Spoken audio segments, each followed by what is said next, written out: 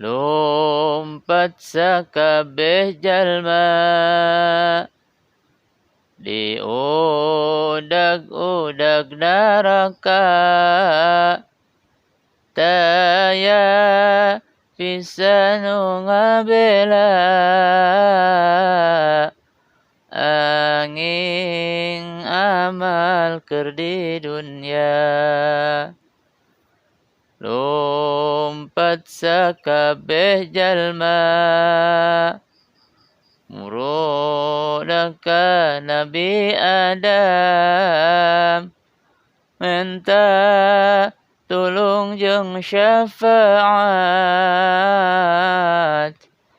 Nabi Adam teh ngadawuh, aduh karunya teuing boro-boro nyafaatan kaula ge keur susah tusugan ka Nabi Nuh. Lumpat sakabeh jalma muroda ka Nabi Nuh minta tulung jeung syafaat Nabi Nuh teh ngadawuh, aduh karunya teuing boro-boro nyafaatan kaula ge keur susah tusugan ka Nabi Ibrahim. Lumpat sakabeh jalma muroda ka Nabi Ibrahim minta tulung jeung syafaat Nabi Ibrahim ngadawuh, aduh karunya teuing boro-boro nyafaatan kaula ge keur susah tusugan ka Nabi Musa. Lumpat sakabeh jalma muroda ka Nabi Musa minta tulung jeung syafaat Nabi Musa teh ngadawuh, aduh karunya teuing boro-boro nyafaatan kaula ge keur susah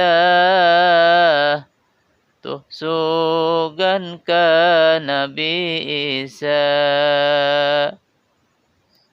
Lumpat sakabeh jalma muroda ka Nabi Isa minta tulung jeung syafaat Nabi Isa teh ngadawuh, aduh karunya teuing boro-boro nyafaatan kaula ge keur susah tusugan ka Kangjeng Nabi.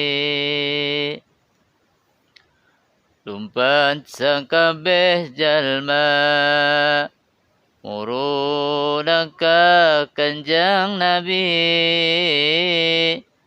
minta tulung jeung syafaat Kangjeng Nabi teras sujud sujud kanu yang agung, nyuhunkeun syafaat Gusti. Gusti Allah teh nimbalan peku anjeun syafaatan.